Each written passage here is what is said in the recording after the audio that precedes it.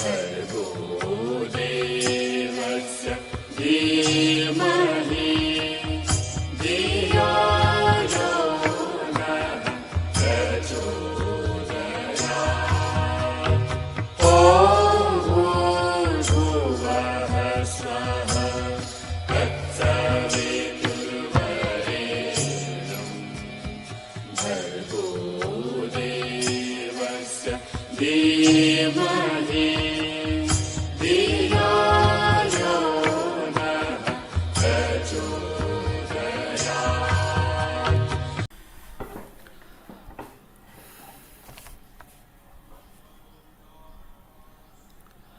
ઓમ હરિઓમ.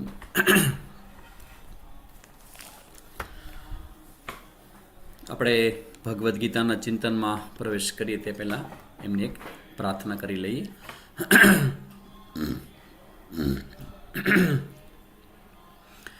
ઓમ સહનાવવતુ સહનો ભુનક્તુ સહ વીર્યં કરવાવહે તેજસ્વિનાવધીતમસ્તુ મા વિદ્વિષાવહે. ઓમ શાંતિ શાંતિ શાંતિ. ઓમ પાર્થાય પ્રતિબોધિતાં ભગવતા નારાયણેન સ્વયં વ્યાસેન ગ્રથિતાં પુરાણમુનિના મધ્યે મહાભારતમ અદ્વૈતામૃતવર્ષિણીં ભગવતીમ અષ્ટાદશાધ્યાયિનીમ અંબ ત્વામનુસંદધામિ ભગવદ્ ગીતે ભવદ્વેષિણીમ યં બ્રહ્મા વરુણેન્દ્રરુદ્રમરુતઃ સ્તન્વન્તિ દિવ્યૈસ્તવૈઃ વેદૈः સાङ्गपदक्रमोपनिषदैः गायन्ति यं सामगाः ध्यानावस्थिततद्गतेन मनसा पश्यन्ति यं योगिनः यस्यान्तं न विदुःसरासुरगणाः देवाय तस्मै नमः. બધાને નમસ્તે, હરિઓમ. આજે તમને બધાને થોડું મારું બેકગ્રાઉન્ડ જુદું દેખાતું હશે કેમ કે આજે મારા ધ્યાન બહાર રહી ગયું કે ગઈકાલથી નોરતા શરૂ થયા છે અને આ ચૈત્રી નોરતાની શરૂઆત ગઈકાલે એકમ હતી. તો અમારા આશ્રમમાં નોરતા નિમિત્તે 9 દિવસ રામાયણની ચોપાઈનું ગાન કરવામાં આવે. ઇવન તમે બધા પણ કરી શકો, તમારે બધાએ પણ કરવું પણ જોઈએ. તો એક લિંક છે એની, આપણે રમેશભાઈ ઓઝા એમની લિંક છે અને એ તમે ચાલુ કરો ને તમે વગાડો તો એ ચોપાઈ બધી ગાન કરીને તમે રામાયણ સામે રાખો તો તમે એની સાથે સાથે તમે ચોપાઈનું ગાન પણ કરી શકો. તો અત્યારે આશ્રમમાં અમારા નીચેના સત્સંગ હોલમાં બધા જ ભાઈઓ બહેનો આવ્યા છે અને રામાયણની ચોપાઈનું ગાન ચાલુ છે. એટલે આજે હું ઉપર મારા રૂમમાંથી આ તમારા બધા સાથે આપણો જ્ઞાન યજ્ઞ, ભગવદ્ ગીતાના જ્ઞાન યજ્ઞની શરૂઆત કરી. જે પણ કોઈ આમાં છેલ્લે તમે 35મો શ્લોક કયો હતો અને પછી તમે કીધું કે અર્જુનના પ્રશ્ન પૂછશે ને કૃષ્ણ જવાબ આપશે. ઓકે, બહુ સરસ. 35મા શ્લોકની ચર્ચા આપણે 3જા અધ્યાયમાં આપણે જોઈ હતી અને આમાં જે પણ કોઈ પોતાનો વિડીયો ઓપન કરી શકતા હોય એ ઓપન રાખજો. વચમાં તમને ખ્યાલ આવી ગયો હશે કે સ્વામીજી પ્રશ્ન પૂછે છે અને વાતો પણ કરે છે અને તો તમારે સામે જોઈને હું આખો સત્સંગ કરું છું. તો જે પણ કોઈને બીજો કોઈ પ્રોબ્લેમ ન હોય તો પોતાનો વિડીયો છે એ ઓપન રાખી શકે. અને લાસ્ટ ટાઈમ આપણે જે ચર્ચા કરી 3જા અધ્યાયમાં એમાં ભગવાને બહુ સુંદર મજાની વાત કરી કે સ્વધર્મે નિધનમ શ્રેયઃ, સ્વધર્મે નિધનમ શ્રેયઃ પરધર્મો ભયાવહઃ. 3જા અધ્યાયના 35મા શ્લોકમાં ભગવાનને બહુ જ મોટું મહાવાક્ય આપણા બધા માટે આપ્યું છે અને બધાએ આ વાક્ય યાદ રાખવા જેવું છે. ભગવાનનું જે સ્ટેટમેન્ટ છે કે સ્વધર્મે નિધનમ શ્રેયઃ, કે નિધનમનો મતલબ થાય કે મૃત્યુ પામવું. નિધન થઈ જાય મૃત્યુ પામે. સ્વધર્મે નિધનમ શ્રેયઃ એટલે કે સારી રીતે આચરેલો પરધર્મ કરતા આપણું જે ગુણરહિત સ્વધર્મ છે ને એ વધુ સારું છે. સ્વધર્મ કરતાં મૃત્યુ પણ વધારે સારું. સ્વધર્મ કરતાં મૃત્યુ પણ આવે તો એ પણ સ્વીકારી લેવું. જ્યારે પરધર્મો ભયાવહ, પરધર્મ અને સ્વધર્મ, મને એવું લાગે કે આપણે બધા ભણેલા ગણેલા હોઈએ, આપણે આપણા જીવનમાં એસ્ટાબ્લિશ હોઈએ, પણ એક વસ્તુ તમે વારંવાર તમે નોંધજો, જે હું નોંધ કરું છું એ કે અત્યારનો આપણી જે તમારી જે પેઢી છે એ બધામાં એક સૌથી મોટો એક છે ને કે આ સ્વધર્મ અને પરધર્મ એની ક્લિયરિટી બહુ નથી. સ્વધર્મ અને પરધર્મ. સ્વધર્મનો મતલબ છે કે વ્યક્તિનો પોતાનો એક પર્સનલ રોલ. આપણે બધા એક નાટકની રંગમંચ હોય ને એમાં આપણે બધા નાટક ભજવતા હોઈએ, તો દરેકનો પોતપોતાનો રોલ હોય અને પોતાના રોલ પ્રમાણે એની સ્ક્રિપ્ટ પણ હોય. સ્ક્રિપ્ટ એટલે એને એ રોલમાં એને કયા ડાયલોગ ક્યારે સમયે બોલવાના છે ને ક્યારે નથી બોલવાના એ કન્ફર્મ હોય. એટલે શું કરવું ને શું ન કરવું એ પહેલેથી ડાયરેક્ટર કન્ફર્મ કરી રાખે. એમ આપણો જે રોલ છે, જેમ કે તમે સામાન્ય છોકરી તરીકે હતા અને એમાં તમે લગ્ન કરે, તમે પત્ની બન્યા, તો પત્ની તરીકે તમારો રોલ કે ભૂમિકા આવી, તો પછી એ ભૂમિકા જે સામાન્ય છોકરીની જે ફ્રીડમ હોય એ પત્ની તરીકેની ફ્રીડમ ન હોય. પછી તમારે તમારો સાસરો આવે, પછી તમારા સાસુઓ આવે, સસરા આવે, પછી તમારા ઘરનો પરિવાર આવે, તો એ બધા સાથેનો તમારું જે મેનેજમેન્ટ છે એ તમારો રોલ છે, તમારી ભૂમિકા છે. અને હવે તો તમે બહુ જ મોટી ભૂમિકા ભજવવા જઈ રહ્યા છો. તમે માતૃત્વ ધારણ કર્યું છે, તો તમે માની ભૂમિકા તમે આવશો. સૌથી મોટી ભૂમિકા કદાચ આ સંસારમાં જો કોઈ સૌથી મોટી ભૂમિકા હોય ને તો એ માતાની ભૂમિકા છે. અને એ બધી ભૂમિકાઓના સંદર્ભમાં ભગવાન એવું કહે કે જ્યારે તમારો રોલ ને તમારી જે ભૂમિકા હોય ને, એ ઘણીવાર કેવું થાય આપણા મનમાં કે આપણો જે ભૂમિકા હોય ને, આપણે જે કરવાનું હોય ને એ આપણને ન ગમે. કારણ કે આપણે લોકોનો ઉછેર જ એમ થયો છે કે જે આપણને ગમે ને એ જ ગમે અને ન ગમે એ ન ગમે. જે ગમે એ જ કરીએ અને ન ગમે એમાં કરવાની પ્રેરણા થાય નહીં. આ આપણો એક સહજ સ્વભાવ, એક નાનપણથી આપણા માતા પિતાને ત્યાં ઉછળતા ઉછળતા આપણા મનનો એક ટેન્ડન્સી એક થઈ ગઈ છે. ટેન્ડન્સી એક પ્રકારની એક માનસિક સ્તરે એવી ટેવ પડી ગઈ છે કે આપણને જે વસ્તુ ગમતી હોય એ જ કરવું ગમે, અને જે ગમતું નથી અને કરવાનું આવે તો કરવું ગમતું નથી આપણને, કેમ કે વસ્તુ જ ગમતી નથી આપણને. તો ભગવાનનું એક સ્ટેટમેન્ટ છે કે સ્વધર્મ નિધનમ શ્રેય. તમારો જે સ્વધર્મ છે એ તમારા મૃત્યુ આવે તો પણ તમારે તમારો સ્વધર્મ છોડવો નહીં. ભગવાનનો કહેવાનો અર્થ એવો છે અહીંયા કે આપણા સ્વધર્મમાં આપણું કલ્યાણ છે. આમાં જો હું તમને એક વસ્તુ કહું કે ભગવાનનું આ જે સ્ટેટમેન્ટ છે ને કે સ્વધર્મ નિધનમ શ્રેય પરધર્મો ભયાવહ, બીજાનો ધર્મ ગમે તેટલો એટ્રેક્ટિવ લાગે, સારો લાગે, તો એ આપણો નથી. એટલે આપણે એ પ્રમાણેની ભૂમિકા, એ પ્રમાણેના ડાયલોગ, એ પ્રમાણેની ફ્રીડમ આપણી પાસે ન હોય. અને સ્વધર્મનો મતલબ છે કે મારી જે રોલ છે, હું અત્યારે જે ભૂમિકામાં છું એ ભૂમિકા મને ગમે કે ન ગમે, એના ડાયલોગ ગમે કે ન ગમે, મારે સંયમ કરવો પડે કે ન કરવો પડે, મારે વહેલા ઉઠવું પડે કે સૂઈ રહેવાની ફ્રીડમ છે, તો કે એવું નહીં. મારે મારા જે સમય ઉઠવાનું હોય, જે કામ નક્કી થયું એ કામ કરવાનું હોય, અને મારી જે ભૂમિકા છે એ ભૂમિકામાં બેસ્ટ રીતે બજાવું. તમે મને કહો કે જો દરેક સંસારનો, દરેક સમાજનો વ્યક્તિ એ પોતપોતાના સ્વધર્મ આટલી નિષ્ઠાથી બજાવે તો સમાજની અંદર ક્યાંય પ્રોબ્લેમ ઊભા થાય ખરા? પતિ પત્નીના, માતા પિતાના, ભાઈ બહેનના, કોઈના પ્રોબ્લેમ. કેમ કે દરેક વ્યક્તિ પોતાના ધર્મનું પાલન કરે. જો એમ છે કે ધારો કે મારો જે રોલ હોય ને, મારો જે ધર્મ, ધારો કે તમે પત્ની છો તો પત્ની તરીકેનો તમારું જે ભૂમિકા છે, તમારો રોલ છે, એ તમારું કર્તવ્ય કહેવાય. તો એ કર્તવ્યનું પાલન જો તમે કરો છો તો યાદ રાખજો કે એ તમારા પતિ છે એમનો એ અધિકાર હશે ને તમારું કર્તવ્ય હશે. વાઇસે વર્સા કે તમારા પતિદેવ છે એનું જે કર્તવ્ય કર્મ છે એ તમારો અધિકાર હશે. એટલે દરેક વ્યક્તિ પોતપોતાનું કર્તવ્યનું પાલન કરે ને તો બીજા વ્યક્તિને એનો અધિકાર એને મળી જ જાય. એટલે ઝઘડા જ ન થાય. એટલે ભગવાનનો આ સુંદર મજાની વાત અહીંયા કરી અને ભગવાને સ્વધર્મો પર એમ્ફસાઇઝ મૂક્યો, ભાર મૂક્યો. અને ભગવાન એ આપણને આ જ્ઞાન આપે છે ને આપણે બધાએ આ જ્ઞાનને વધુ ડેપ્થમાં લઈ જવું જોઈએ કે સ્વધર્મનું સમજદારી કેળવી અને સ્વધર્મમાં આગ્રહી બનવું. અને બીજો ખાસ તમને બધાને કહી દઉં, કદાચ તમે બધા હજી હવે પહેલી વખત કે નવા મને સાંભળતા હશો, પણ તમારે ત્યાં આવનારું જે સંતાન છે ને એ સંતાનને તમે આ ટેવ પહેલેથી પાડજો.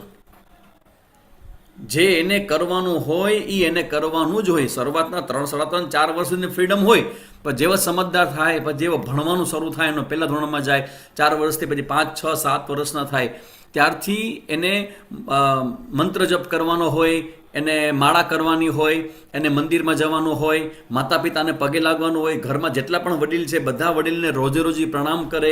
આવા બધા જે સંસ્કારો જે આપણે સંસ્કાર કહીએ છીએ, તો એ બાળકને નાનપણથી આપણે આગ્રહપૂર્વક એનામાં જો આપણે રોપી દેશું ને, તો એના માટે સહજ બની જશે. કારણ કે આપણા માટે જે સહજ નથી, એટલા માટે આજકાલ જે બધા પતિ પત્નીઓના જે બધા કેરેક્ટરના પ્રોબ્લેમ થાય છે ને, કદાચ હવે પછીની પેઢીમાં ન થાય. જો બાળકોને નાનપણથી આવી ટેવ આપણે પાડી દઈએ કે તમને ગમે છે એટલે તમે કરો, એમ ન થાય, એમ ન ચાલે. તમારે જે કરવા જેવું છે એ જ તમારે કરવાનું છે, એની ટેવ જ પાડી દેવી છે. તો એ તમે એક તમારા માઇન્ડમાં આ વસ્તુને ક્લિયર રાખજો. તમારા સંતાનનો જ્યારે પણ ઉછેર કરો ત્યારે એને એના સ્વધર્મના પાલન પ્રત્યેનો જે પ્રેમ છે ને એ તમે પ્રગટ કરી દો. બાકીનું બધું થઈ રહેશે, બધું બરાબર થઈ રહેશે. હવે આવું કીધા પછી અર્જુને સુંદર મજાનો પ્રશ્ન 36મા શ્લોકમાં કર્યો.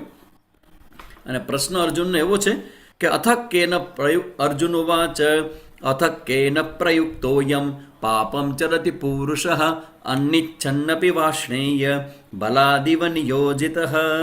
અર્જુન બોલ્યો, અર્જુન વાચ, અર્જુને પ્રશ્ન કર્યો. તો આ બહુ સુંદર મજાની ચર્ચા કેવી ચાલે છે કે ભગવાન કહેતા જાય અને અર્જુન પ્રશ્ન કરતો જાય. આપણે એટલા માટે પ્રશ્નો રાખીએ છીએ કે હું કહું ને તમે સાંભળો, અને તમે સાંભળીને મૂકી તો એમ ન ચાલે. હું કંઈક કહું, એમાં તમને કંઈક પ્રશ્ન હોય તમે પ્રશ્ન કરો, ફરી એનો હું તમને જવાબ આપું, ફરી પછી આગળ ચર્ચા ચાલે. જો એ જ પરંપરા અમે બધા અહીંથી જ શીખ્યા છે ભગવાનમાંથી, કે ભગવાન જ્ઞાન આપે અર્જુનને તો પ્રશ્નની પણ ફ્રીડમ આપે. એટલા માટે આપણે પ્રશ્નો રાખીએ છીએ કે જ્યારે આપણે છેલ્લી 10-15 મિનિટ હોય ત્યારે તમારા જે મનમાં પ્રશ્નો હોય, ઇવન આપણે તો હું તો તમને વચમાં પણ પ્રશ્ન છૂટ આપું છું કે તમને અનુકૂળ લાગે ને મન લાગે કે આ પ્રશ્નની ચર્ચા કરવામાં અત્યારે વાંધો નથી તો હું એ સમય પણ લઈ શકું છું. તો આ પ્રશ્નોત્તરીમાં આપણે જોઈએ કે અર્જુન છે એ અહીંયા પ્રશ્ન કરે છે. અને એ પ્રશ્ન સંદર્ભમાં શું અર્જુન કહે છે કે હે વાષ્ણય, વૃષ્ણિ કુલમાં ઉત્પન્ન થયેલા હે ભગવાન કૃષ્ણ, મને એ કહો કે અથ કેન પ્રયુક્તો યમ પાપમ ચરતિ પુરુષ. આ મનુષ્ય જે છે, અયમ આ પ્રમાણે આ મનુષ્ય છે, કેન પ્રયુક્ત કોનાથી પ્રેરિત થઈને.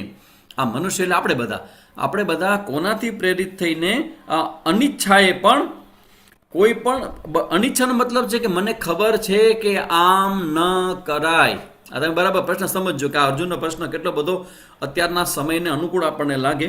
અર્જુનનો પ્રશ્ન છે કે હે ભગવાન, કેની પ્રેરણાથી, કઈ પ્રેરણાથી આ મનુષ્ય છે અનિચ્છાએ, અંદરથી એને ન ગમતું હોય તો પણ જાણે કે બળપૂર્વક નિયુક્ત કરાયો હોય તેમ પાપનું આચરણ કરે છે.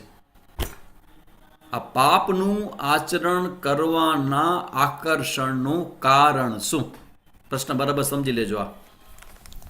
આ પ્રશ્ન ધારો કે આપણી સામે આવે કે કોઈ વ્યક્તિ પાપ કરે તો શું કામ કરે પાપ? ચલો હું તો પ્રશ્ન ધારો કે હું તમારી સામે રાખું પ્રશ્ન કે આપણે સમાજમાં ઘણા બધા જોવા મળતા, બધી જગ્યાએ જોતા હોય કે માણસો ખોટું કર્મ કરે, બરાબર, પાપ કર્મ કરે.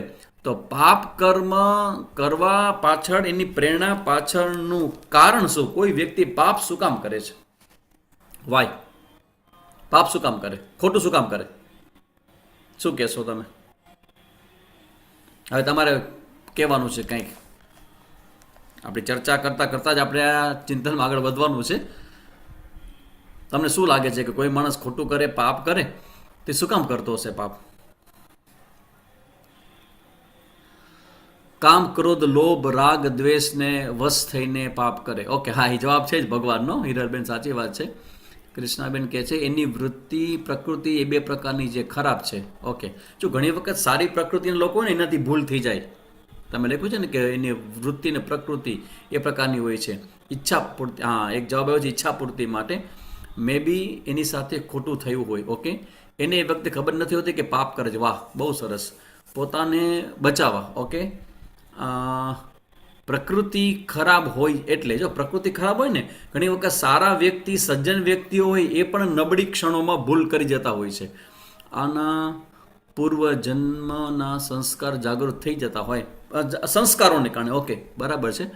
માના અધૂરા સંસ્કાર કે ખરું ખોટું શું છે એ ખબર જ ન હોય. હા, જો પાપ આપણે કરીએ છીએ એ ખોટું છે એ ખબર જ ન હોય તો અલગ વસ્તુ થઈ ગઈ.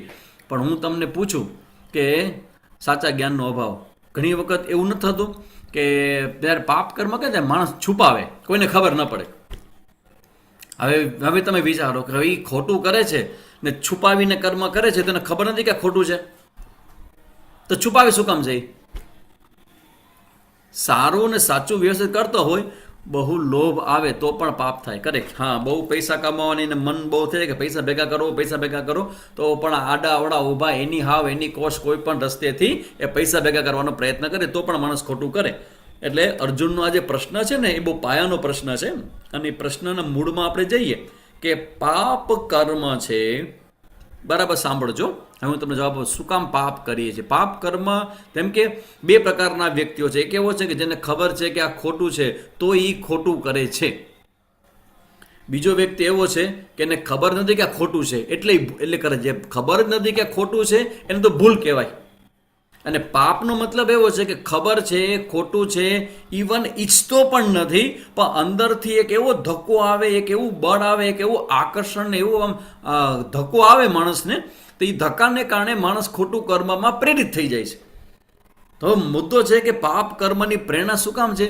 પાપ કર્મ એક જ વસ્તુના પ્રેરણાથી વ્યક્તિ પાપ કરે, આજુબાજુનું વાતાવરણ લોકો પણ પાપ કરવા મજબૂર કરે. હા, એવું પણ બને ઘણી વખત આસપાસના વાતાવરણ, તમે ખોટી જગ્યાએ પહોંચી ગયા હો, ખોટા ઘરમાં પહોંચી ગયો, ત્યાં બધું ખોટું કરતા હોય તો જાણતો હોય છતાં અજાણ બને, એવું પણ થાય.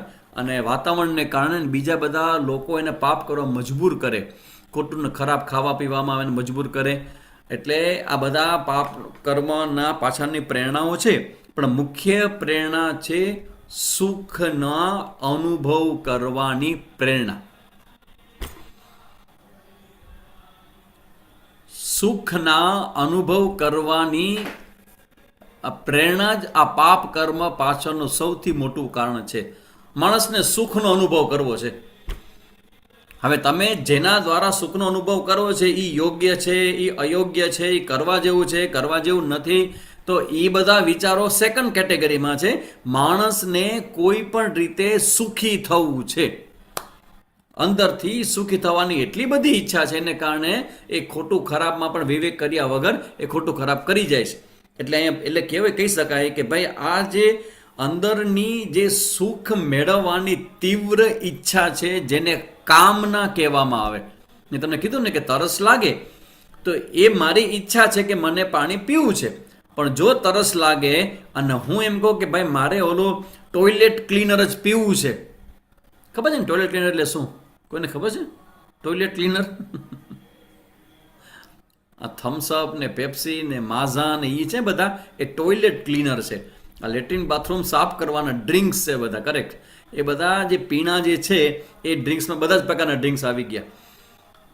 તો કહેવાનો મતલબ છે કે તમને અંદરથી તરસ લાગે પાણી પીવાનું, તેની ઈચ્છા કહેવાય, પણ જ્યારે તમે એ પાણીની જગ્યાએ ડ્રિંકની અપેક્ષા કરો કે તમને ડ્રિંક પીવું જ છે, એવી જે તમારા મનમાં ઈચ્છા થાય, કોક, એસીઝ, કરેક્ટ, આ બધા એવા પીણા છે બધા કે બધા પીણા છે તમારી અંદરની કામના બતાવે. બરાબર? એટલે હવે કામનો અર્થ જ એવો છે કે કામને બીજા શબ્દમાં શું કહેવાય?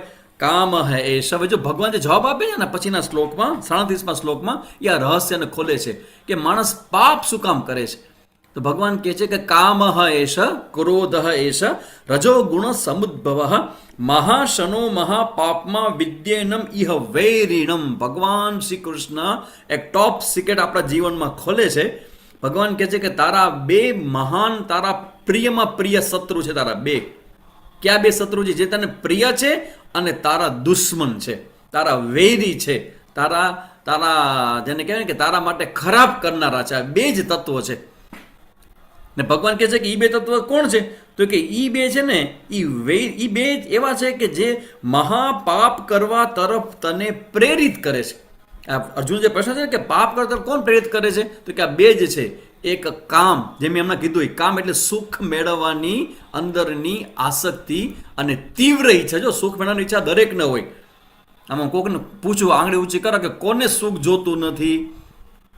દરેકને સુખ જોઈએ છે. Each and every human being છે, ઇવન નાના ક્રિચર્સ, પ્રાણી, પંખી, પશુ પંખી, બધાને કમ્ફર્ટ ઝોન જોઈએ છે. એની ઈચ્છા થાય પ્રમાણે એને બધું ભોગવવું છે, એની ઈચ્છા પ્રમાણે એને બધું જોઈએ છે. તો એવી તો ઈચ્છા દરેકને જીવનમાં હોય, પણ સામાન્ય ઈચ્છા સુખ માટેની અને તીવ્ર ઈચ્છા સુખ માટેની એમાં ફર્ક છે. જ્યારે તીવ્ર ઈચ્છા સુખ માટેની હશે ને અંદરથી, ત્યારે એને કહેવાય ભોગની વૃત્તિ, ને એને ભગવાન કહે છે કામ. આ ભોગની વૃત્તિ કે કામ જે છે એમાં તીવ્રતાનો મતલબ એવો છે કે એ ભોગવવા માટે કોઈ નિયમ, કોઈ એના માટેની તમારો પોતાનો સ્વધર્મ છે કે સમાજનું ખરાબ થશે, તમારું ખરાબ થશે, તમારા પરિવારનું ખરાબ થશે, તમારા ભાઈ બહેનનું ખરાબ થશે, માતા પિતાનું ખરાબ થશે, કોઈ વિચાર એમાં આવે જ નહીં. અને એ માણસ એને ભોગવી લે. જેમ કે તમને કહું કે ભાઈ આજે હમણાં વાત કરી કે પીણા જે છે, તો પીણા છે એ બધા શરીર માટે એસિડ છે બધા, અને શરીરમાં એસિડને નાખવું એ કોઈ પણ રીતે સારું નથી. જો બધું જ જાણી લઈએ આપણે, ખબર પડી જાય કે ભાઈ આ તો ટોયલેટ ક્લીનર છે, આપણા શરીર માટે સારું નથી, તો પછી પીવાય નહીં. તો પછી જાણ્યા પછી પણ જો આપણે પીવા માટે પ્રેરિત થઈ જાય તો એને કહેવાય કામ. એટલે ભગવાન કહે છે કે આ જે કામ છે, અને બીજો એવો છે ક્રોધ. કામ જ્યારે આપણો પૂરો ન થાય, ઈચ્છા જ્યારે પૂરી ન થાય, ઈચ્છામાં કંઈક વિરોધી તત્વ આવે, અથવા તો કોઈના કંઈક કરવાથી મને હર્ટ થાય, મને દુઃખ થાય, તો એ દુઃખમાંથી મારું જે ઇનર પેઇન છે, મારું જે દુઃખ છે, એ દુઃખ અભિવ્યક્ત થાય, એટલે એને કહેવાય ગુસ્સો, ક્રોધ. એટલે ભગવાન કે કામ અને ક્રોધ છે એ તારા બે શત્રુ છે. એ છે રજોગુણ સમુદ્ભવ. આપણા 3 ગુણની ચર્ચા કરી દે કોઈને યાદ હોય તો. 3 ગુણો, મનના 3 ગુણો કોઈને યાદ હોય તો. શરૂઆતના સમયમાં બધી વાત મેં જણાવી હતી. 3 ગુણ છે આપણા: સત્વગુણ, રજોગુણ, સત્વ, રજસ અને તમસ. કરેક્ટ હિરલબેન, સાચું. સત્વ, રજસ અને તમસ, આ 3 ગુણ છે. સત્વ ગુણ હોય એટલે આપણને ભગવાનનું નામ લેવાનું મન થાય, મન એકદમ મૂડમાં હોય, એકદમ મજા આવે. રાજો, તમો અને સત્વ, રજસ, તમસ અને સત્વ. કરેક્ટ, હા ડોલીબેન, સાચી વાત. સત્વ, રજસ અને તમસ, તો આ 3 ગુણો છે. એમાં સત્વ ગુણ છે ને એ સવારના ભાગમાં હોય મોટે ભાગે, અને એ સત્ય, રજસ, તમો ગુણ. સત્વ ગુણની અંદર પ્રસન્નતા હોય, શાંતિ હોય, પછી તમને યોગાસન તમે કરતા હો, તમે પ્રાણાયામ કરતા હો, તમે ધ્યાન કરતા હો, તમે ભગવાન નામ લેતા હો અને મન પ્રસન્ન હોય, તો ઉત્સાહમાં હોય, એને કહેવાય સત્વગુણ. રજોગુણમાં ભાગા ભાગી, દોડા દોડી, આ તે ઓ, મન એકદમ વિચાર વિચાર વિચાર વિચાર વિચાર, એકદમ તીવ્ર વિચારો બધા આવે અલગ અલગ વિષયના, એને કહેવાય રજોગુણ. કર્મ, જેમાં તમે કર્મમાં પ્રવૃત્ત થાવ. અને ત્રીજો છે તમોગુણ. તમોગુણ એટલે શું? રાત્રિના 10-11 વાગે એટલે 2 આંખ છે એ બંધ થઈ જાય, જ્યાં બેઠા હોય ત્યાં ઢળી પડે માણસ. કેમ? તો કે તમોગુણ આવી ગયો, ઊંઘ આવે એટલે તમોગુણ આવી ગયું. એટલે આળસ, પ્રમાદ, ઊંઘ, નિદ્રા, એ બધું તમસ કહેવાય. તો ભગવાન કહે છે રજોગુણ છે, બહુ અતિ તમારી અંદરની મનની એક્ટિવિટીનો જે રજોગુણ છે, એ રજોગુણમાંથી કામ અને ક્રોધ છે એ 2 મહાશત્રુ જન્મે છે. અને મહા અસનહ, અસનહનો મતલબ કેવો થાય કે સર્વભક્ષી, જે આવે એ બધું ખાઈ જાય, એનો પેટ જ ન ભરાય. તળિયા વગરનો કૂવો, જેટલું નાખો એટલે બધું વયું જાય એમાં. જેમ કે તમને કહું કે તમે અત્યાર સુધીમાં કેટલી વખત આઈસ્ક્રીમ ખાધો હશે? કઈ કહી શકો? કેટલી વખત ખાધો અત્યાર સુધીમાં? હું પૂછું કે પેટ ભરાઈ ગયું આઈસ્ક્રીમ ખાવાથી? જો કામ કેવો છે, એ કામ ક્યારે એ સમય લાગે તમને કે હા પૂરો થઈ ગયો, અરે હવે બસ બસ બસ બસ બસ, હવે નહીં હવે નહીં હવે નહીં. હવે લાડુ તમે ધારો કે સાસરી ગયા હો ને તમને બધા આગ્રહ કરો ગુલાબ જાંબુનો, અરે એક ખાઓ, અરે એક ખાઓ. નણંદ આવશે કે મારા હાથનું તમે ખાધું જ નહીં ભાભી, અરે પાછું બીજા કોઈ આવશે, અરે મારા હાથનું ખાઓ. પણ કેટલાક તમે ખાશો? પછી બસ બસ બસ બસ બસ બસ બસ. તો શું સંતોષ થઈ ગયો? ના ના, ફિઝિકલ રીતે તમને લાગ્યું. વળી પાછા 4-5 દી થયા, વળી પાછા 15 દિવસ થયા, વળી પાછો મહિનો દિવસ થયો, હાલો હવે આપણે ગુલાબ જાંબુનો એક પાછો પ્રોગ્રામ થઈ જાય. તાને કહેવાય મહાઆસન. ગમે તેટલું ખાવ ક્યારેય સંતોષ થાય નહીં. એ દિલ માંગે મોર, હજી વધારે હજી વધારે હજી વધારે હજી વધારે, જોઈએ જોઈએ જોઈએ જોઈએ જોઈએ. એટલે એને કહેવાય કે આ રાગ રજોગુણમાં ઉત્પન્ન થયેલો કામ છે. અને એ કામ જેટલું પણ તમે પૂરો કરો ને, ઈચ્છા, કામ એટલે ઈચ્છા, પણ કેવી ઈચ્છા? તીવ્ર ઈચ્છા, સામાન્ય ઈચ્છા નહીં. તો તેવડી ઈચ્છા જેટલી પૂરી કરો એ કોઈ પૂરી થતી નથી. અને પછી ભગવાન એનું રહસ્ય બતા કે આખા જગતમાં અત્યારે સૌથી મોટો પ્રશ્ન જે ચારિત્રનો જે પ્રોબ્લેમ છે, એ પ્રોબ્લેમના મૂળમાં આ કામ જ છે, જેની ચર્ચા આપણે ક્યારેય કરતા નથી. પણ તમને બધાને ખબર હશે કે અત્યારના સમાજની અંદર સૌથી મોટો જે બધા જ પ્રશ્નોના મૂળમાં જોવો ને તમે, તેના મૂળમાં સૌથી મોટો આ કામ રૂપી શત્રુ છે. કેરેક્ટરનો પ્રોબ્લેમ આવે છે, સંયમનો પ્રશ્ન આવે. પતિ પત્નીના રિલેશન હોય તેના સિવાયના જે પણ સમાજની અંદર સૌથી મોટો સમાજને અત્યારે આપણો જે પ્રશ્નનો ભોગ બન્યા છે ને, એ આ કામરૂપી શત્રુને કારણે. કે કોઈને નાનપણથી કે મોટા થયા પછી પહેલાં તો કેવું ગુરુકુળમાં જતા, આપણે સારા સંસ્કાર જતા. અમે તો નાનપણમાં ગાયત્રી પરિવારમાં હતા, સ્વાધ્યાય પરિવારમાં હતા, તો ત્યાં અમને સારી સારી બધી સ્ટોરી સંભળાવવામાં આવતી. અમને કહેવામાં આવતું કે ભાઈ આમ કરાય ને, પ્રહલાદે કેટલી તપસ્યા કરી હતી, ધ્રુવે ભગવાનનું નામ લીધું હતું. તો એ સમયે અમને ખબર પડી કે આપણે સંયમ અને નિયમના માર્ગે ચાલવું જોઈએ, એ આઈડિયલ છે. હવે આજકાલના છોકરા છોકરીઓને સંયમ નિયમની વાત પણ તમે કરી શકતા નથી. મોબાઈલ જોઈએ એટલે જોઈએ. હવે આ તીવ્ર જે કામ જે બાળકોમાં જ ઉત્પન્ન થાય છે ને નાનપણથી, એ મોબાઈલનો શરૂ થાય. અને મોબાઈલમાં જોવે તમે જુઓ કે એકવાર તમે રીલ ચાલુ કરો, એ એટલા બધા લગભગ 100-200 વિષય હોય, એક એક વિષયનું એક એક રીલ હોય. જોયા જ કરો, વધુ ને વધુ મન થયા જ કરે. તો એ જે કામ જે છે, એ કામમાં ક્યારેય કોઈ દી આપણને શીખડામ નથી એવું કે ભાઈ આપણને મન થાય અંદરથી તો પણ મોબાઈલને બંધ કરી અને આપણે વાંચવા બેસવું જોઈએ. આ જે નિયમ ને સંયમનો પાઠ છે ને, એ ગીતાજી અહીંથી ભણાવે કે ભાઈ આ રજોગુણમાંથી ઉત્પન્ન થયેલો કામ અને ક્રોધ છે, એના જે કામ હોય ને કામ, એના માટે ભગવાન એક્ઝામ્પલ આપે છે કે જેમ અગ્નિ ધુમાડાથી આવૃત થાય. પછીના જે શ્લોક છે 38માં 39માં શ્લોકમાં 40માં શ્લોકમાં એ બધી જગ્યાએ ભગવાન વર્ણન કરે છે કે જેમ અગ્નિ છે, અગ્નિમાંથી ધુમાડો પ્રગટ થાય તો ઘણીવાર શું થાય ખબર છે, એ ધુમાડો છે ને એ અગ્નિને ઢાંકી દે. પછી દર્પણ હોય, અરીસો હોય ધૂળથી, અને ગર્ભ હોય એ જરાયુથી આવૃત થઈ જાય. ગર્ભ છે એ પણ ઢંકાઈ જાય, અરીસો છે એ પણ ઢંકાઈ જાય રજથી. તો એવી રીતે આ જ્ઞાન એટલે વિવેક. આ વિવેક છે ને એ કામથી ઢંકાઈ જાય. એટલે શું થાય ખબર છે કે ખબર છે કે ન કરાય ને તોય થઈ જાય. દેટ ઇઝ કોલ કામ. આ મનુષ્યનો એટલો બધો ઉંદરનો પ્રશ્ન છે. અને મને એવું જોયું મેં સમાજની અંદર ફરતા કે લોકો સૌથી વધુ જે પ્રશ્નોનો અનુભવ કરે છે એની કોઈ ચર્ચા કરવા કે કોઈ પૂછવા માટે પણ કોઈ તૈયાર નથી કે સ્વામીજી આનું કેમ કરે, કેવી રીતે આમાંથી બહાર અવાય. ગીતાજીમાં સુંદર ભગવાન સમજાવે છે કે કામ છે, ભગવાન જ્યારે સમજાવતા હોય તો વિચાર કરો કે જેણે જગતને બનાવ્યું તેની ભગવાનને ખબર છે કે આ કેવા પ્રકારના પ્રશ્નો મનુષ્ય, આ ભગવદ્ ગીતા 5200 વર્ષ પહેલા પ્રગટ થયેલી છે કુરુક્ષેત્રના મેદાનમાં. તો હવે 5000 વર્ષ પહેલાની વાત અહીંયા ભગવાન કૃષ્ણ કરતા હોય તો હવે તમે મને કે આ વાત અત્યારના સમયમાં બાળો એટલી સત્ય છે કે નહીં? ખબર પડે કે ભગવદ્ ગીતા કેટલી સત્ય છે. 5000 વર્ષ પહેલા ભગવાન વાત કેલી છે કે કામ નામનો શત્રુ છે અને ક્રોધ નામનો શત્રુ છે. તો અત્યારના સમયમાં સૌથી મોટો જે પ્રોબ્લેમ આ બધાને ફીલ થાય છે એ કામ અને ક્રોધ જ છે. અંદરથી ઈચ્છા થાય એટલે માણસ એને અટકાવી જ ન શકે. એનું એજ્યુકેશન જ મિસિંગ છે કે મને મન થાય એટલે બસ ગો વિથ ધ ફ્લો.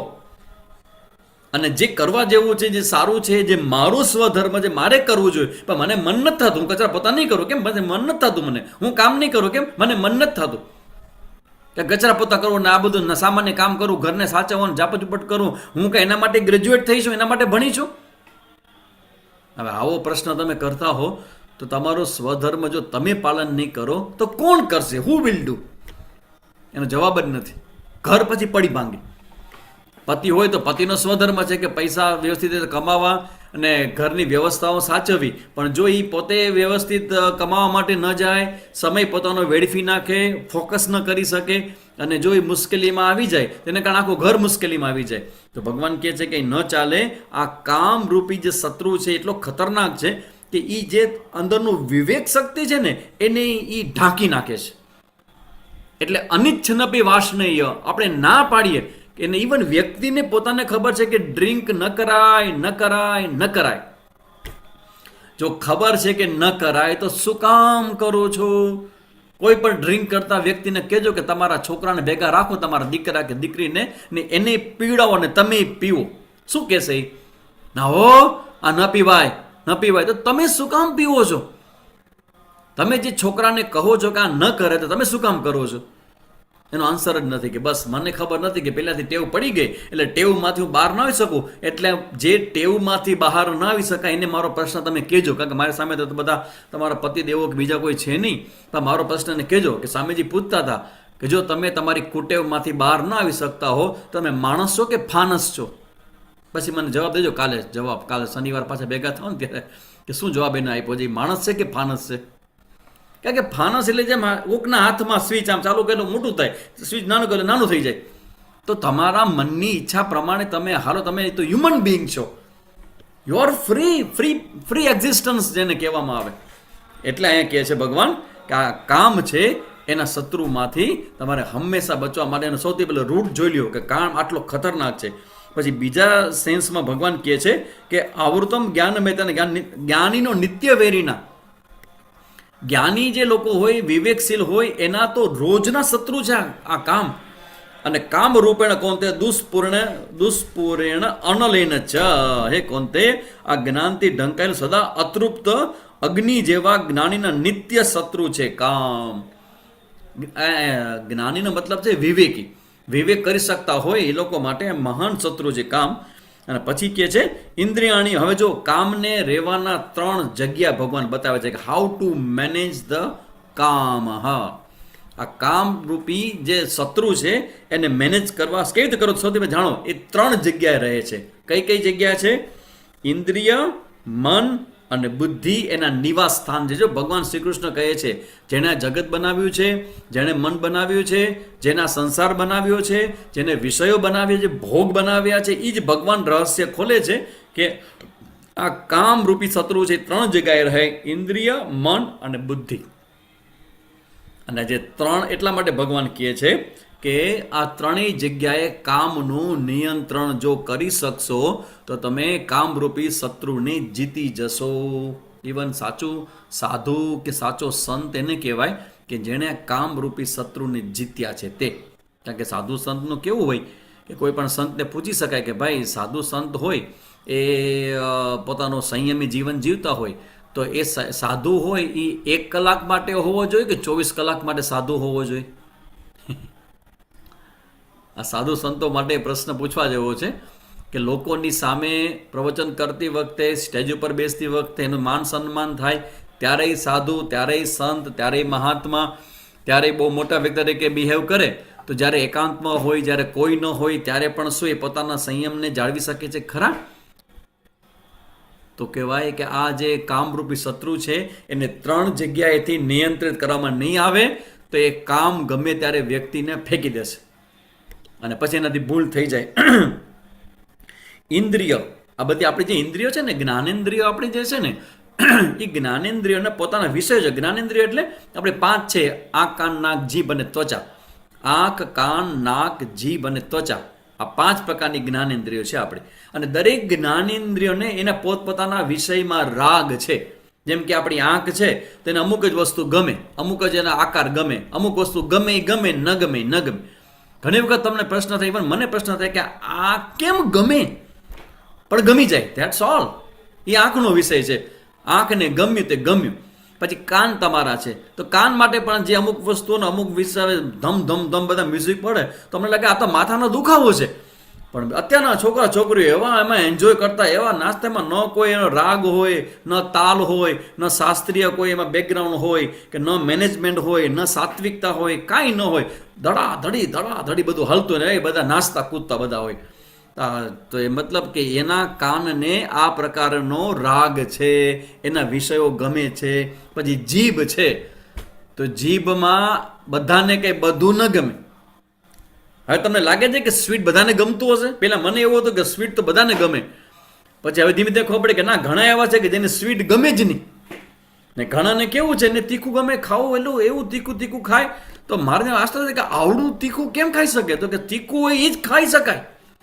તો એની જીભને તીખું જે ખાવાનું છે એમાં એનો રાગ છે, અને ઘણાને સ્વીટમાં ખાવામાં રસ છે. કે અમારા જે લોકો સૌરાષ્ટ્રમાંથી આમાં હશે ને, આખા ગુજરાતમાંથી છે એટલે સૌરાષ્ટ્રમાંથી એટલે જામનગર, રાજકોટ, દ્વારકા, પોરબંદર, આ બધા જે સૌરાષ્ટ્રમાંથી આવેલા છે ને એ બધા જ બહેનોને ખબર હશે કે બધી જ વસ્તુમાં સ્વીટ નાખે. એ શાક કરે તોય સ્વીટ હોય, એમાં દાળ હોય તો એમાં સ્વીટ હોય, બધાની અંદર સ્વીટ તો નાખે જ. અને અમે તો મને બરાબર છે કે અમારો જે ઉછેર થયો તો સવાર બપોર ને સાંજ નાસ્તામાં જુદા પ્રકારનું સ્વીટ હોય, બપોર જુદા પ્રકારનું સ્વીટ હોય, અને રાત્રિના જમવામાં સ્વીટ હોય, ને વચમાં જે પણ કે બધું સ્વીટમય હોય, બધું મીઠું મીઠું મીઠું હોય. એટલે કદાચ મને લાગે છે ગુજરાતની અંદર આપણા સુગર છે, ડાયાબિટીસ છે, એના પેશન્ટ વધારે હોઈ શકે છે. હા, ખબર નથી, તમે ગૂગલ કરજો જરા, ચેટ જીપીટી વાળા છો ને જોજો કે આપણે ગુજરાતમાં આનો રેશિયો કેટલો છે સુગરવાળાનો. તો એ આપણો રાગ છે. બેઝિકલી હું જામનગરનો છું એટલે મને હવે તો કચ્છમાં આવી ગયો, એટલે કચ્છમાં તો લોકો આટલું સ્વીટ નથી ખાતા, પણ જામનગરમાં તો બધા સ્વીટમય હોય, બધા દરેક સ્વીટ એને હાલે. તો જો એ એક આપણી જે જીભ હોય ને એમાં રાગ હોય કે આ મને ગમે ને આમાં ન ગમે, અને ગમે એ રાગ અને ન ગમે એ દ્વેષ. એટલે ભગવાન કહે કે આપણી જે ઇન્દ્રિયો છે એ ઇન્દ્રિયોમાં દરેક અલગ અલગ, બોલવામાં પણ મીઠા. હા, સાચું કીધું ભારતીબાએ, એકદમ સાચી વાત કરી કે સ્વીટ ખાઈને છાશ પણ પીવે. જો એમાં એવું છે કે છાશ જે છે ને એ કચ્છી જેવી છાશ તો સૌરાષ્ટ્રવાળા, ભલે સૌરાષ્ટ્રમાં છાશ પીવાતી જ હોય, પણ કચ્છની અંદર એવું કહેવાય, જેમાં જો કચ્છનો કોઈ ખબર હશે કે જો ડૉક્ટર એમ કે ભાઈ તમે ચાસણી કરવા મીઠા બોલે, કોઈ ડૉક્ટર એમ કહે કે ભાઈ તમને તાવ આવ્યો છે, તમારે છાશ નથી પીવાની, છાશ પીવાની ટેવ બદલી નાખો, ડૉક્ટર સલાહ આપે એવી. જો કચ્છની અંદર ડૉક્ટર સલાહ આપે ને કે છાશ તમારે ન પીવે, બેન તમને તાવ આવે છે, તમને આવું છે, તમને તકલીફ છે, તમે છાશ પીવાની આદત બદલી નાખો, તમે છાશ ન પીવો. એટલે બેન બદલી નાખે ડૉક્ટરના કહેવાથી. પણ શું બદલી નાખે? ડૉક્ટર બદલી નાખે, છાશ ન બદલે. બીજા ડૉક્ટરને ગોતો કે જે એમ કહે છે કે નાના પીવા વાંધો નથી, તો એવા ડૉક્ટરો ગોતો. બાકી છાશ વગરનો કચ્છી માળું રહી ન શકે, રહી ન શકે, રહી ન શકે. ને જો કે એમાં પ્રાકૃતિક તત્વો પણ કામ કરે કે કચ્છની અંદર દહીં છાશ વગર ચાલે જ નહીં. એમાં પટેલ કોમ્યુનિટી હોય ને એની અંદર પણ છાશ બહુ રેગ્યુલર પ્રમાણમાં લેવાતી હોય. અને કચ્છમાં કેવું છે કે વાતાવરણ ગરમ ને, બેઝિકલી કચ્છ ગરમ, એની ભૂમિ છે ગરમ, એટલે છાશ ઠંડી, એટલે પિત્તનું સમન કરે એ રીતે છાશ સારી, એકદમ ઠંડક કરી દે અંદર. દહીં ને છાશ બે સારા. તો એવી રીતે આપણા દરેક ઇન્દ્રિયોની અંદર આ 5 ઇન્દ્રિયો છે આપણી, સ્પર્શ છે, પછી સુગંધ છે, એ બધામાં આપણા પોતપોતાના રાગ દ્વેષ હોય. એમાં જે કામ છે એ ઇન્દ્રિયોમાં રહે. કાઠિયાવાડીમાં તીખું પણ એટલું જ ખાય જેમ કે મરચાં, લસણ અને ડુંગળી. ઓહો હો હો, કાઠિયાવાડીની વાત કરો તો તમને કદાચ ખબર નથી, સાવત્રામાં તો બધાના છાસ જ 12th મંથ અમદાવાદ આ સાઈડને પીતા. એમાં એવું છે કે તમે જો કોઈ પર્ટિક્યુલર ગામની વાત કરો તો ગામનું પોતાનું ભોજન ફેવરેટ હોય. તમે જામનગર જાઓ તો જામનગરની અંદર જે પ્રમાણે બધા પાન મસાલા ખાય, ઓહો હો, એની કલ્પના ન કરી શકો એટલા. પછી સવારનો રવિવારનું ભોજન, આમ તો સૌરાષ્ટ્રમાં બધાને ખબર હશે, અમદાવાદમાં પણ ખબર હશે, ગુજરાતમાં ખબર હશે કે રવિવારે સવારનો નાસ્તો કોમનલી ગાંઠિયા ને ફાફડા ને જલેબીથી થાય. હવે આ બધું નો ફિક્સ જ હોય કે ભાઈ જલેબી ફાફડા તમે રવિવારે ના ખાઓ તો તમે જીવો શેના માટે છે. મને તો એક ભાઈ આવ્યા હતા ને હવે ગાંઠિયા જલેબી કરે કે અમારે એક ભાઈ આવ્યા હતા મને મળવા માટે. એમાં એવું છે કે એના મમ્મીને ખબર પડી કે સ્વામીજી ડાયટ પ્લાન કરે છે ને વેઇટ લોસ કર્યો છે ઘણું બધું, એટલે એ છોકરાને મોકલ્યો. છોકરાનું વજન હતું 95 કે નહીં 110 કિલો વજન છોકરાનું. એને મમ્મીએ મોકલ્યો મારી પાસે, જાઓ તો જ્યારે સ્વામીજી પાસે જાઓ, જઈ આવજો, વજન કેમ ઘટાડે. સ્વામીજી 10 કિલો વજન ઘટાડ્યું છે. એટલે મારી પાસે આવ્યા અને બેઠા. મને કે સ્વામી તમે કેવી રીતે વજન ઘટાડ્યું? એટલે જો ખબર પડે કે આપણો ઇન્દ્રિયમાં કેવો કામ રહેલો હોય. એટલે મેં કીધું જો આટલું ધ્યાન રાખવાનું, આટલું નહીં ખાવાનું, આટલું નહીં ખાવાનું, આટલું નહીં ખાવાનું, બહારનું નહીં ખાવાનું, પછી દૂધ નહીં, દૂધ અને દૂધમાંથી બનતી આઈટમ નહીં લેવાની, સ્વીટનો ત્યાગ કરી દેવાનો, ઘઉં નહીં ખાવાના, અને નિયમિત આહાર ને સાંજનું ભોજન 6:30-7 સુધીમાં કરી લેવાનું, પછી બીજી દિવસ સવારના 10 વાગ્યા સુધી કાંઈ નહીં લેવાનું. આ બધું મેં એને કીધું. એટલે મને કે આપણે બહારના ગોલા ખાઈ શકીએ? ના, ગોલા નહીં ખાવા, એમાં સાકર આવે, અને સાકર છે એ તમારો વેઇટ ગેઇન કરે, તો એ ન ચાલે, તમારે સાકર નહીં ખાવાનું. એટલે ભાઈ કે સ્વામીજી તમે કહો છો કે આ નહીં ખાવાનું, આ નહીં ખાવાનું, આ નહીં ખાવાનું, આ નહીં ખાવાનું, તો પછી જીવવાનું કોના માટે? સીધો ભાઈ મને પ્રશ્ન કર્યો, સ્વામીજી બધું જ ન ખાવાનું હોય તો જીવવું શેના માટે? તેનો મતલબ એવો થાય કે જીવન છે એ ભોજન અને આપણું જે ખોરાક છે એના સેન્ટરમાં જીવન છે. એમ જ માને છે કે આપણો જન્મ ને આપણું જીવન છે એ ખાવા પીવા માટે જ થયો છે. એના આપણો પોતાનો જે રાગ દ્વેષ છે ખાવા માટે જ જીવે છે. કરેક્ટ. ખમણ ઢોકળા, ઓહો, ગાંઠિયા જલેબી, જો આ બધું છે ને તમને ખ્યાલ આવે કે આપણી બધી ઇન્દ્રિયોમાં કેવો એના પ્રત્યેનો રાગ છે. તો એ ભગવાન એ કહે છે કે ઇન્દ્રિયોની અંદર એ કે બધાનો રાગ હોય, એક પોતાના લાઇક્સ એન્ડ ડિસલાઇક્સ હોય. પછી બીજું જે છે એ મન છે.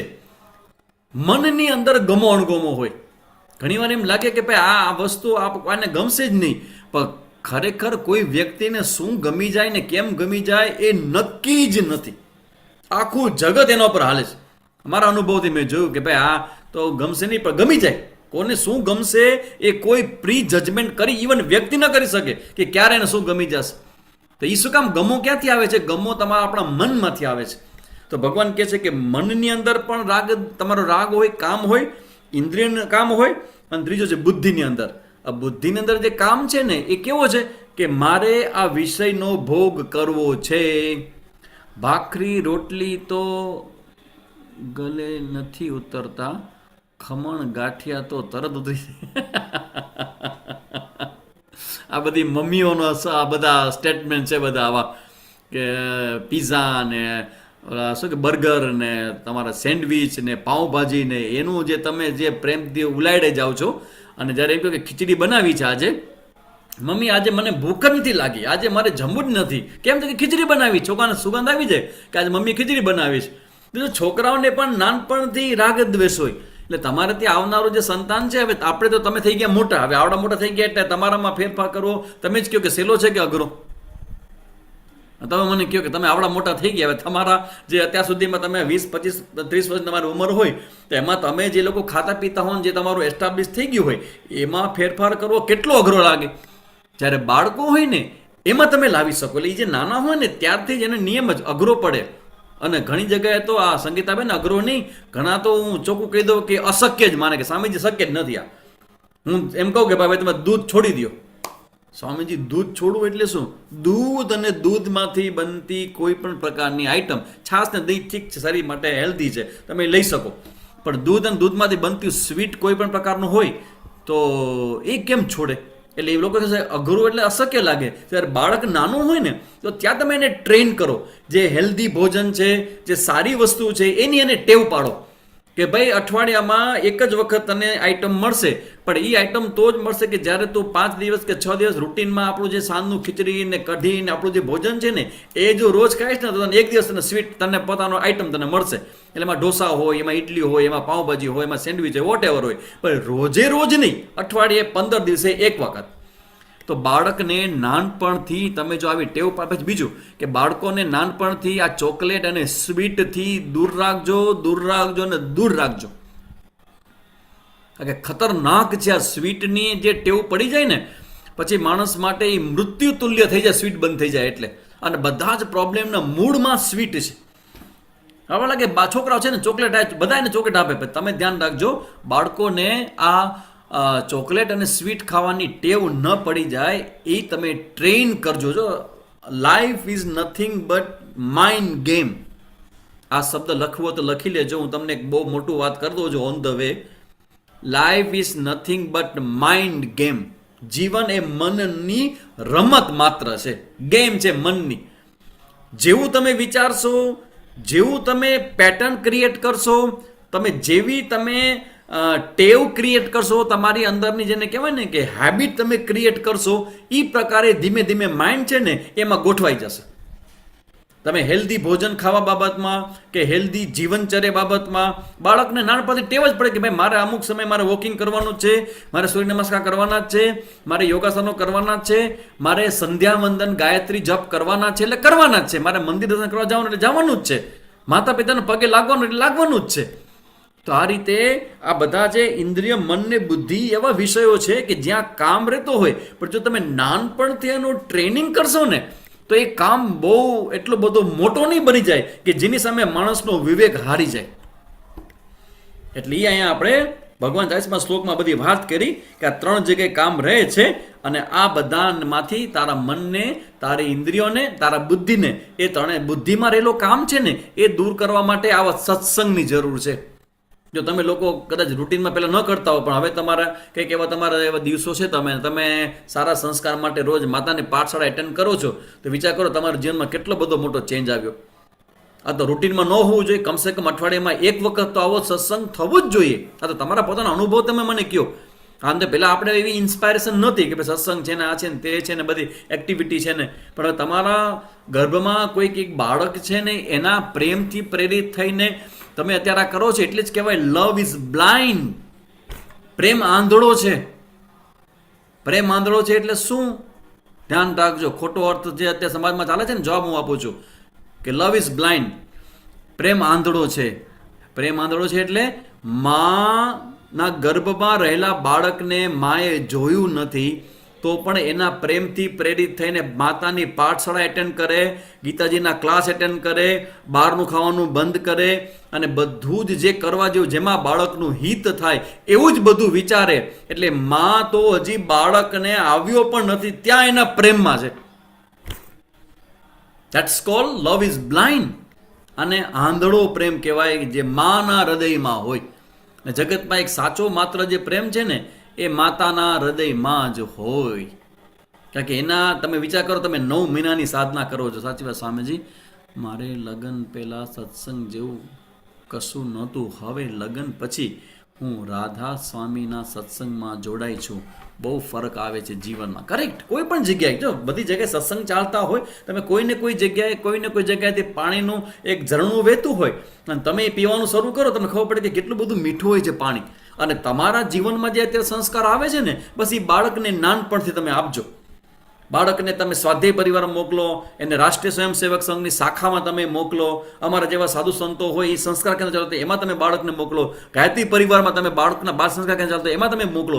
કોઈને કોઈ જગ્યાએથી સારા સંસ્કારોનું વાવેતર છે ને, એ માત્ર માતા પિતા નહીં, આવી સામાજિક સંસ્થાઓ અને NGO જ કરતા હોય છે.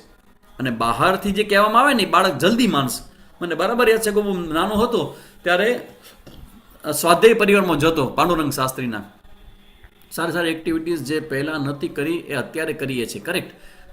તો એમાં એ સ્વાધ્યાય પરિવારમાં હું જતો ને, ત્યાં ગીતાજીના સંસ્કારો મને મળ્યા અને ભગવદ્ ગીતાનો મને પરિચય થયો. તો એ ભગવદ્ ગીતા પ્રત્યે જે મારો પ્રેમ હતો એ એટલો બધો એક્સ્ટ્રીમ લેવલનો થયો કે આજે મારું સમગ્ર જીવન ભગવદ્ ગીતાના ચરણોમાં સમર્પિત થઈ ગયું છે. હું આખું જીવન એને સમર્પિત જીવું છું. તો વિચાર કરો, બાળકો હોય ને એના મનમાં જો ક્યાં કોઈક સારો વિચાર આવી જાય અને શ્રેષ્ઠ જગ્યા એના હૃદય જો તૈયાર થઈ જાય, તો એ મહામાનવ બનતા વાર નહીં લાગે. અને માં તરીકે તમે રોજ સંકલ્પ કરજો કે તમારું સંતાન સામાન્ય ન હોવું જોઈએ, બધાના સંતાન જેવું ન હોવું જોઈએ. એ હજારોમાંથી એક હોય, લાખોમાંથી એક હોય. એ તમારી પ્રેરણા છે ને, બાળકને અત્યારથી તમે આપો, જેથી કરીને એને ખબર પડે કે એનું જે જીવન છે એ માત્ર ભોગ માટે બન્યું નથી. એનું જીવન છે કોઈ શ્રેષ્ઠ કાર્ય માટે અને ઉત્તમ કાર્ય થવા માટે થયું છે, જેનાથી એનો પરિવાર, એના માતા પિતા, એના સગાવાલા, એનું ગામ, એનું રાજ્ય અને છેલ્લે ભારત રાષ્ટ્ર પણ જેના ઉપર ગર્વ કરે એવા વ્યક્તિત્વનું જો નિર્માણ થાય, તો વિચાર કરો કેટલું મોટું નિર્માણ. એ બધું તમારા હાથમાં છે અત્યારે. ઇન યોર હેન્ડ્સ, તમારા હાથમાં છે. કે બાળકનો જન્મ થાય ને, એ પછી 3.5 વર્ષ સુધી તમને ફ્રીડમ મળે. બાળક તમને સંપૂર્ણપણે તમારી પાસે મળે. પછી ધીમે ધીમે 4-4.5 વર્ષનું થાય ને, પછી એનો પોતાનો પર્સનલ ઈગો જ્યારે ડેવલપ થશે ને, પણ તમારા હાથમાં નહીં રહે. પછી પોતાના વિચારો, પોતાનો લોજિક, પોતાના મિત્ર દોસ્તારો, એમાંથી બધું કેચઅપ કરવા માંડશે.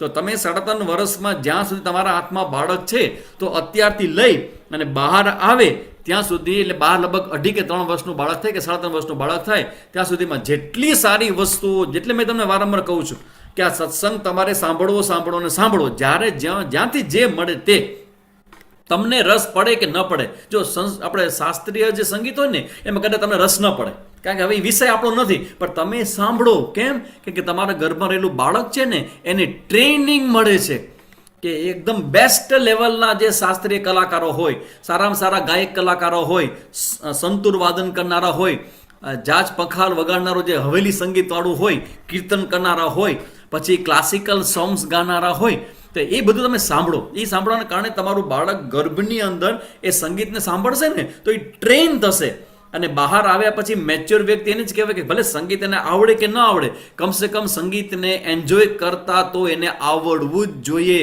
કયો રાગ છે, કયા સમય ગવામાં આવે છે, એનું હૃદય પર શું અસર થાય છે, એ રીતે બાળક મેચ્યોર થવો જોઈએ.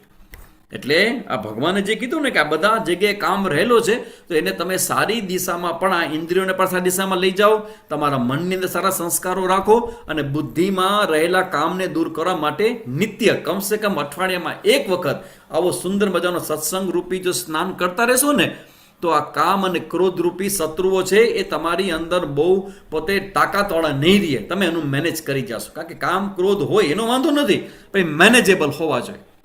તમારા મનમાં કામ ને ક્રોધ ઉત્પન્ન થાય તેમાં તમે કંઈ ખરાબ કે નાના નથી થઈ જતા, પણ એ મેનેજેબલ હોવા જોઈએ. તમારે તમને ઘા કરી દે ને એને જે કરવું જે કરી નાખે એ ન ચાલે. તે બધી ચર્ચાઓ અહીંયા હું અત્યારે પણ યુવતી કેન્દ્ર જાઉં છું. પરમ પૂજ્ય પાંડુરંગ શાસ્ત્રીના, વાહ દિવ્યા ગેવરિયા, કરેક્ટ, હું પણ એમાંથી જ આવ્યો છું. બાળ સંસ્કાર કેન્દ્રનો જ હું એક સાધક છું, બાળક છું, અને એમાંથી જ અત્યારે ભગવદ્ ગીતા ભણતા હું સંન્યાસ લઈને પણ ભગવદ્ ગીતા નિત્ય અધ્યયનમાં મારું એ સ્વાધ્યાય પરિવારના બાળ સંસ્કાર કેન્દ્રને કારણે જ મારું આવ્યું જે પણ છે. પછી એવી રીતે ભગવાને આ બધી વાત કરી અને છેલ્લે કીધું ભગવાને કે બુદ્ધિથી પર આત્માને જાણીને આત્મા વડે જ આત્માને વશ કરીને કામરૂપી દુર્જય શત્રુને હણ, એટલે કામને જીતવા માટેના ઉપાયો ભગવાને અહીંયા 36મા શ્લોકમાં અર્જુનનો પ્રશ્ન હતો, એટલે 37 થી 43 સુધીમાં કામ વિજય માટેના ઉપાયો ભગવાન અહીંયા બતાવ્યા છે. હવે આપણે આવી ચોથા અધ્યાયમાં, 4th ચેપ્ટર. હવે ચોથા અધ્યાયમાં આપણે પ્રવેશ કરીએ છીએ. તો ચોથા અધ્યાય જે છે, ચોથો અધ્યાય જ્ઞાન કર્મ સંન્યાસ યોગ નામનો ચોથો અધ્યાય છે, અને તેમાં 42 શ્લોકની સંખ્યા, ટોટલ 42 છે. તો જ્ઞાન કર્મ સંન્યાસ યોગ નામનો જે અધ્યાય છે, અને આ બધા જે નામ આપેલા છે ને, એ નામ વેદવ્યાસે નથી આપ્યો. આ બધા જે નામ છે ને, આ જેમ કે આ અધ્યાય નામ આ છે, આ અધ્યાય ભગવાનને અર્જુનનો જે સંવાદ હશે એ તો આખો જ સંવાદ હશે. પછી વેદવ્યાસે એને ડિવિઝન કરીને શ્લોક વાઇઝ એને મૂક્યું કે પહેલા અધ્યાયમાં આટલા શ્લોક, બીજા અધ્યાયમાં આટલા શ્લોક, ત્રીજા અધ્યાયમાં આટલા શ્લોક. પણ પછી એક બીજા મહાત્મા મધુસૂદન સરસ્વતી કરીને થઈ ગયા આચાર્ય, અને એમણે દરેક અધ્યાયનું અધ્યયન કરી અને એનું જે એસન્સ હોય ને એ જાણી અને એને નામ આપ્યું. એને કેમ કે ચોથા અધ્યાયનું નામ છે કે જ્ઞાન કર્મ સંન્યાસ યોગ. તો જ્ઞાન કર્મની વાત આ અધ્યાયમાં કરવામાં આવી છે, પણ બીજી બધી વાતો પણ છે, પણ મુખ્યતઃ જ્ઞાનની અને કર્મનું એનાલિસિસ આ ચોથા અધ્યાયમાં કરવામાં આવ્યું છે. તો શરૂઆતમાં આપણે થોડા એના શ્લોકોનું ડિવિઝન તમારે લખવું હોય તો બધું લખી લ્યો. હવે હું લખવાની શરૂઆત કરું છું. અમદાવાદમાં સ્વાધ્યાય કે બાળ સંસ્કાર કેન્દ્ર થતું હોય છે, ખબર હોય તો જણાવજો. હા, ઓહ ઘણું બધું, કેટલું બધું. અમદાવાદ તો એનું હબ છે, તો તમે ગૂગલ કરશો તો પણ ખબર પડશે ને, ક્યાંયથી પણ તમે જાણી શકશો. અમદાવાદમાં સ્વાધ્યાય અને બાળ સંસ્કાર ચાલતો જ હોય છે. તો હવે હું તમને આ ચોથા અધ્યાયનું લખાવું છું. આખો ચોથો અધ્યાય, એમાં જે 42 શ્લોક છે એનું જે ડિવિઝન છે કેવી રીતે કરી શકીએ. સૌથી પહેલું આ ઈશ્વર અવતારની ચર્ચા એ સ્ટાર્ટિંગમાં કરવામાં, એટલે પહેલાં હું તમને ઇન જનરલ કહી દઉં અને પછી તમને શ્લોક વાઇઝ હું કહીશ. તો ઇન જનરલ જોઈએ તો 1 થી 15 શ્લોક છે એ ઈશ્વર અવતારની ચર્ચા કરવામાં આવી છે. ઈશ્વર અવતાર, ઈશ્વર ભગવાન છે એ અવતાર ધારણ કરે છે. તો ભગવાને આટલા બધા અવતાર લીધા છે, પણ કોઈ અવતારમાં એને પોતાના અવતારની ચર્ચા કરી નથી. ભગવાન અહીંયા કૃષ્ણ જે છે એ અવતારમાં એને બધા અવતારોનો સારાંશ આપ્યો છે કે ભગવાન અવતાર તરીકે શું કામ ધારણ કરે છે, અવતાર શું કામ લે છે. તો 1 થી 15 શ્લોક આપણે ચર્ચા કરશું, આ અવતારવાદની ચર્ચા સુંદર મજાની કરશું આપણે. તો 1 થી 15 શ્લોકમાં અવતારની ચર્ચા છે, અને એ પછી 16 થી 23માં જ્ઞાન અને કર્મની ચર્ચા છે કે કયું જ્ઞાન છે એ બંધન કરનારું છે, કયું જ્ઞાન છે મુક્તિ અપાવનારું છે, અને જે સંન્યાસ જે છે એ કેવી રીતે સંન્યાસની ઘટના ઘટિત થતી હોય. તો 16 થી 23 શ્લોકમાં એની ચર્ચા છે. પછી 24 થી 32ની અંદર ભગવાન અલગ અલગ યજ્ઞની ચર્ચા કરે છે. જેમ યજ્ઞ ભવનની ચર્ચા આપણે કરી, એવી જ રીતે યજ્ઞ એટલે સ્વાહા ઇદમ નમઃ, સ્વાહા ઇદમ નમઃ, એમ જે આપણે યજ્ઞ કરીએ છીએ, તો એ યજ્ઞ ભગવાન અહીંયા 12 પ્રકારના યજ્ઞોની ચર્ચા કરે છે. 24 થી 32માં શ્લોક સુધી 12 પ્રકારના યજ્ઞો. એ 12 પ્રકારના જે યજ્ઞો છે એ યજ્ઞમાં તમે લખાવો તો લખી લો 12 પ્રકારના કયા કયા યજ્ઞ ભગવાન ચર્ચા કરી છે. પેલો છે અન્ન ગ્રહણ યજ્ઞ, સૌથી પહેલો બ્રહ્માર્પણમ બ્રહ્મ હવિ બ્રહ્માગ્નૌ બ્રહ્મણાહુતમ. એ શ્લોકની અંદર અન્ન ગ્રહણ યજ્ઞની ચર્ચા ભગવાને પહેલા કરી છે.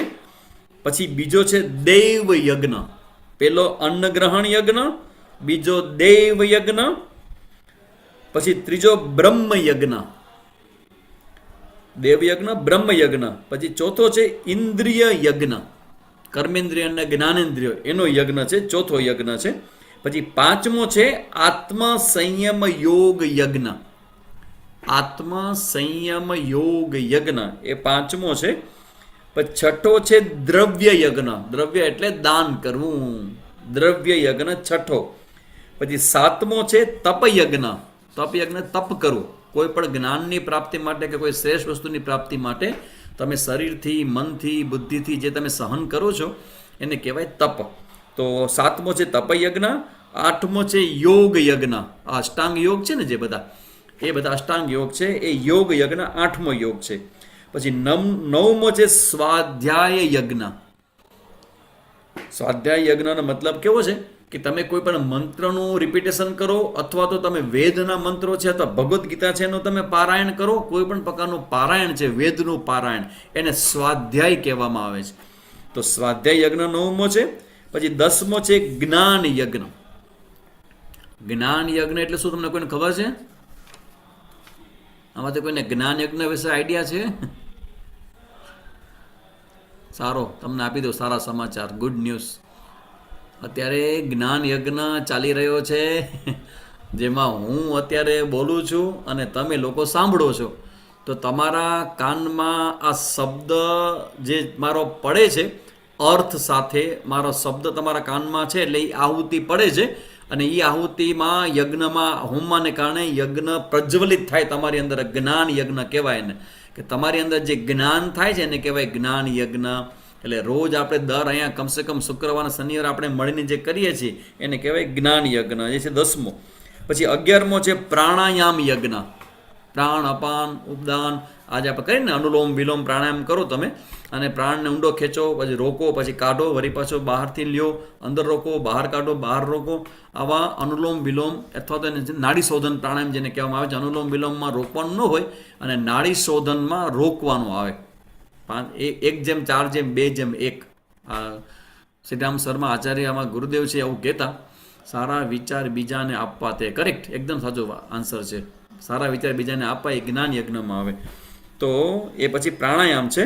અને પછી 12મો છે આહાર નિયમ યજ્ઞ.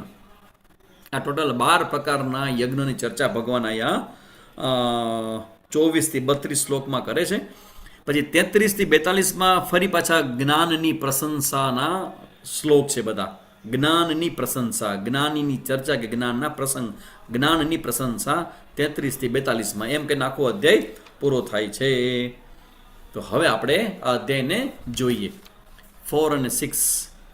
હા, ચોથો જે શ્લોક છે ને એ અર્જુનનો પ્રશ્ન છે. ચોથો જે શ્લોક છે ને એ તમે પૂછો છો કે ચોથો શેના માટે છે.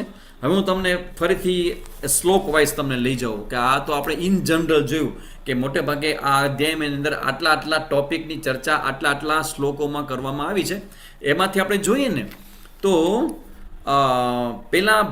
પેલા જે 3 શ્લોક છે ને ભગવાન બોલે છે અને પરંપરાનું વર્ણન કરે છે. હા, 32-42 બધું આવશે. 32-42 જે શ્લોક છે ને એ 32-42 એ જ્ઞાનની ચર્ચા. 33-42, 32થી નહીં, 33થી, કારણ કે 24-32 સુધી તો બધા યજ્ઞો છે, યજ્ઞોની ચર્ચા છે. 24-32 અને 33-42 શ્લોક સુધીમાં જ્ઞાનની ચર્ચા છે. હવે આપણે જોઈએ એક એક શ્લોક વાયસામાં. તો પહેલા 3 શ્લોક છે એમાં ભગવાન જે છે એ પરંપરાની વાત કરે છે કે અર્જુન, હું તને જે કંઈ જ્ઞાન આપું છું, આપવા જઈ રહ્યો છું, એ જ્ઞાન છે એ સૌથી પહેલાં એ મેં વિવસ્વાન એટલે સૂર્ય ભગવાનને કહ્યો હતો, વિવસ્વાને મનુને કીધો અને મનુએ ઇક્ષ્વાકુને કીધો. વિચાર કરો આ જ્ઞાન કેટલું બધું પ્રાચીન હશે. આ તમે બધા નસીબદાર તો છો હો, તમે માનો કે ન માનો. All of you are so lucky. શું કામ ખબર છે કેમ કે તમે ઘરમાં તમારા પલંગ ઉપર બેસીને તમે જે પ્રેમથી તમારી ભાષામાં સમજી શકો એ ભાષામાં તમને હળવી શૈલીમાં જે સ્વામીજી સમજાવે છે ને જ્ઞાન આપે છે ને એ જ્ઞાન સૌથી પહેલા ભગવાને સૂર્ય ભગવાનને આપ્યો. તો વિચાર કરો આ કેટલું બધું પ્રાચીન સમય, સૂર્ય તો ક્યારે પ્રગટ થયો હશે, સૂર્ય દેવતા. તો એ સૂર્ય દેવતાને સૌથી પહેલા ભગવાને સૂર્ય ભગવાનને આ જ્ઞાન આપ્યું. પછી સૂર્યએ મનુને જ્ઞાન આપ્યું, મનુ મહારાજને આપ્યું, જેના પરથી મનુષ્ય આવ્યા બધા આપણે બધા. એ મનુને જ્ઞાન આપ્યું અને મનુએ પછી એમના પુત્ર ઇક્ષ્વાકુને જ્ઞાન આપ્યું. અને એમાં પરંપરાથી આ જ્ઞાનનો પ્રવાહ ચાલ્યો. ભગવાન પોતે અર્જુનની સામે ઊભા રહીને એમ કહે છે, અમે માનીએ છીએ કે તમારાથી અમને જ્ઞાન મળે છે આરામથી. એટલે કીધું કે બેન આરજુબેન, ઓકે, હા તમે જે કહો છો એટલે જ ધ્યાનમાં રહીને કહું છું કે તમને કદાચ કલ્પના નહીં હોય કે માતાની પાઠશાળામાં તમે જોઈન કરશો અને ત્યાં તમને સ્વામીજીનું સુંદર મજાનું આવું ગીતા જ્ઞાન એકને સાંભળવા મળશે. કારણ કે તમે બધા પસંદ કરાયેલા છો. ગુજરાતની અંદર તો કેટલા બધા બહેનો હશે કે જે આ સ્થિતિમાં હશે, બધા સુધી વાત નથી પહોંચી હજી. કારણ કે તમે મેં કીધું હતું કે આપણે 100 થઈ જાય, આપણી કેપેસિટી 100ની છે ઝૂમની, એમાં થોડી ખ્યાલ નહોતો કે 100 થઈ જાય પછી તમે ઝૂમ બંધ થઈ જાય, પછી બધા લોકોએ એકમાં 2-3 જણા ગોઠવાઈને જોવું પડે, અથવા તો તમે યુટ્યુબ ઉપર જોઈ શકો. પણ તમે બધા સામે બેસીને અત્યારે સાંભળી રહ્યા છો, that's you are so lucky. કેમ કે આટલું બધું પ્રાચીન જ્ઞાન છે. અને આ જ્ઞાન છે એમ ભગવાન પોતે અર્જુનને કહે છે કે અર્જુન, હું તને જે ગીતાજીનું જ્ઞાન આપું છું, આ અવતારવાદની ચર્ચા હું કરવાનો છું, આ જે ગીતાનું જ્ઞાન છે એ જ્ઞાન એ બહુ જૂનો છે અને પરંપરાથી આ ચાલ્યું આવતું જ્ઞાન છે. અને પછી ભગવાન કહે છે કે આ જ્ઞાન છે એને રાજર્ષિઓ જાણતા હતા અને હે પરંતુ લાંબો સમય જતાં નષ્ટ થયું. આ જ્ઞાન પરંપરા ધીમે ધીમે ધીમે ધીમે નષ્ટ થઈ એટલે લુપ્તપ્રાય થઈ. લુપ્ત ન થયું, લુપ્તપ્રાય એટલે કે એનો પ્રભાવ ઘટ્યો, જ્ઞાનનો પ્રભાવ ઘટ્યો. શું કામ ઘટ્યો? અમારા કરતા અમારા ગર્ભનું બાળક લકી. વાહ અંજનાબેન, એકદમ કરેક્ટ. તમારે ગર્ભમાં રહેલું બાળક છે સૌથી લકી છે, જેના થકી મને પણ જ્ઞાન મળ્યું. વાહ વાહ. જો એના થકી તમને જ્ઞાન મળ્યું કે તમારા થકી એને જ્ઞાન મળ્યું, એ આવે મને પૂછી લેજો, એ તમને કહેશે. તમે આમાં જે લખ્યું છે કે એના થકી અમને જ્ઞાન મળ્યું, કરેક્ટ વાત સાચી, તમારી વાત સાચી છે કે એ તમારા ગર્ભમાં આવ્યું તો તમને સાંભળવાનું મન થયું, તમે આ પાઠશાળા જોઈન કરીને તમે આમાં આવી ગયા.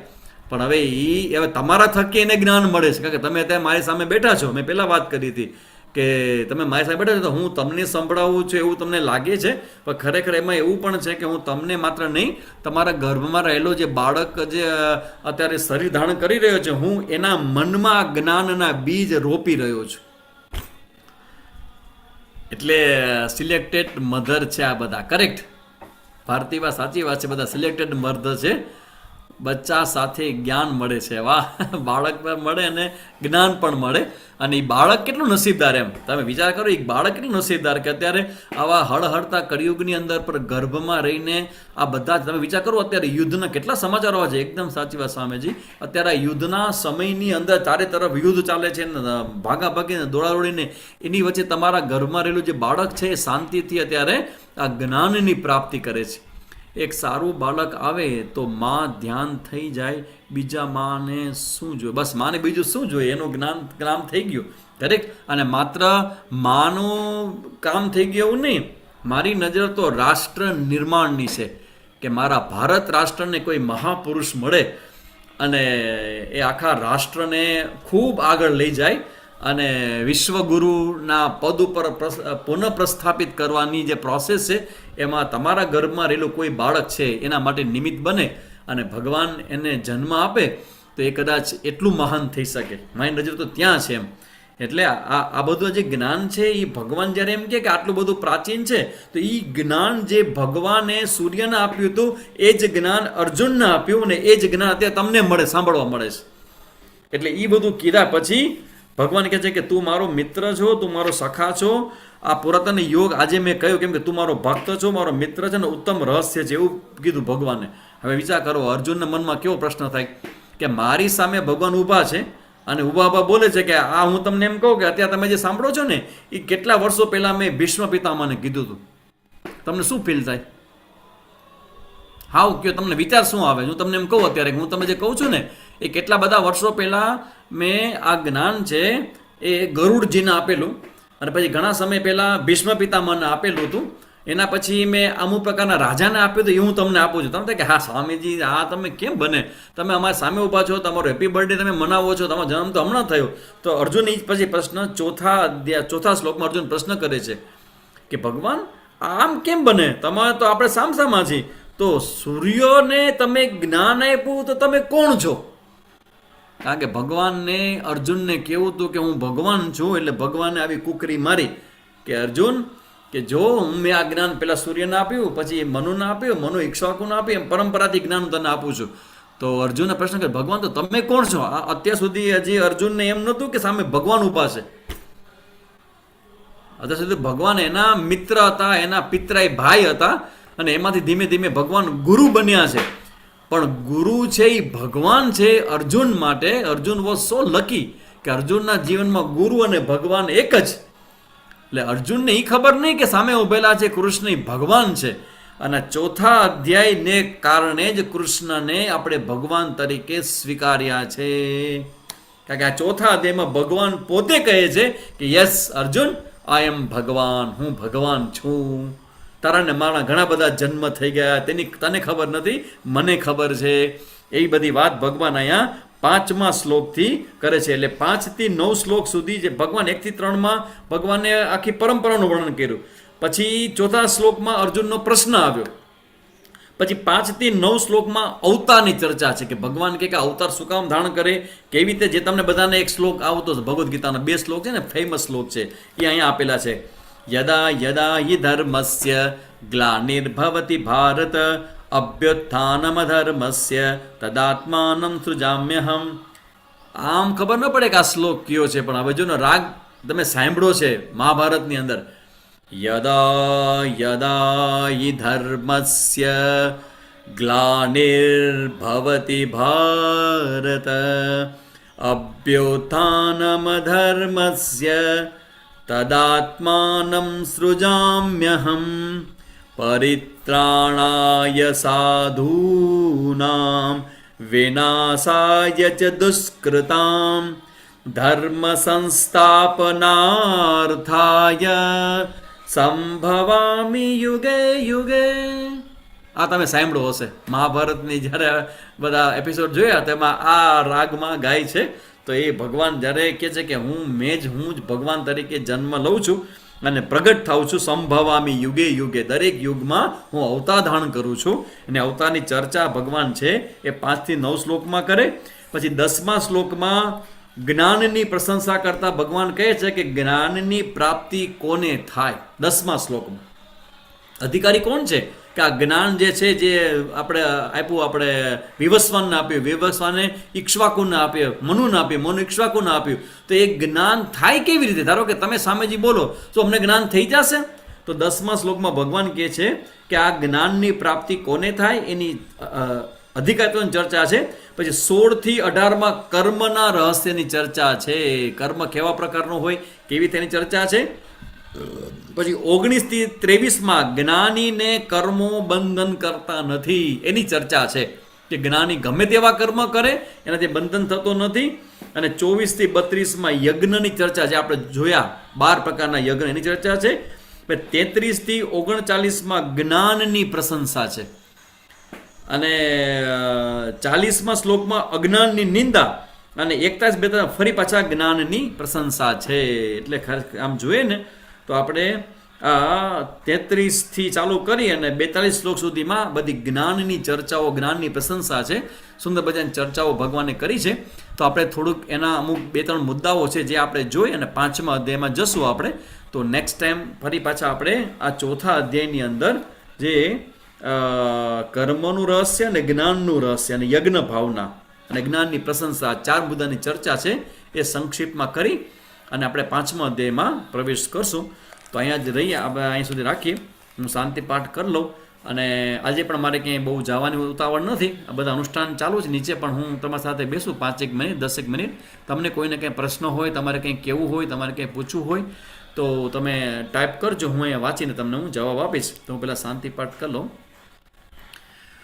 ઓમ પૂર્ણમદઃ પૂર્ણમિદં પૂર્ણાત પૂર્ણમુદચ્યતે પૂર્ણસ્ય પૂર્ણમાદાય પૂર્ણમેવાવશિષ્યતે. ઓમ શાંતિ શાંતિ શાંતિ. હરિ ઓમ શ્રી ગુરુભ્યો નમઃ. હરિ ઓમ.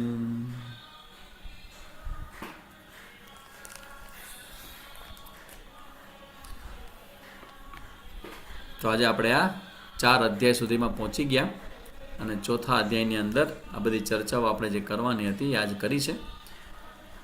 સંગીત કેવું સાંભળવું જોઈએ. સંગીતમાં એવું છે કે જે શાસ્ત્રીય હોય, ક્લાસિકલ હોય એવું સંગીત, શાસ્ત્રીય રાગ રાગીણીવાળું સંગીત છે એ ખાસ તમારે સાંભળવું. અને ઇવન ક્લાસિકલ જૂના ગીતો હોય ને એ પણ સાંભળવા, કેમ કે જૂના ગીતો બધા ભજન જેવા હોય, અમે પણ સાંભળી શકીએ. જૂના ગીતો બધા સરસ ભાવવાળા હોય, બધા પોઝિટિવ હોય. તો એ બધા ક્લાસિકલ ખાસ તમારે સાંભળવું. તમને એમાં રસ પડે, ખબર પડે, એ બધું ભૂલી જાઓ. ક્લાસિકલ ગોતો અને તમે સાંભળો. સન્ડેના ક્લાસ છે એ પણ ઓનલાઈન કરો ને. હા, સન્ડેનો ક્લાસ ઓનલાઈન જ હોય છે. સન્ડેનો ક્લાસ ઓનલાઈન જ હોય છે. અને તમે જો અમારા ગ્રુપમાં આવ્યો હોય, કડવો લીમડો લઈ શકાય. હા, કડવો લીમડો તો મને ખબર નથી. આ હેલ્થની વાત, કે અમે તો લોકો જો અત્યારે આ મહિનાની અંદર જે ચૈત્ર મહિનો છે તો તમે સફેદ કોલ ખાતા હોય, પણ તમે કોઈ આયુર્વેદિક ડૉક્ટરને પૂછી લેજો કે તમને એનો કોઈ પરેજી નથી ને. બાકી અમે તો ખાતા હોય છે, લેતા હોય છે. સન્ડેનો ક્લાસ છે પણ આ ઓનલાઈન કરો ને પ્લીઝ.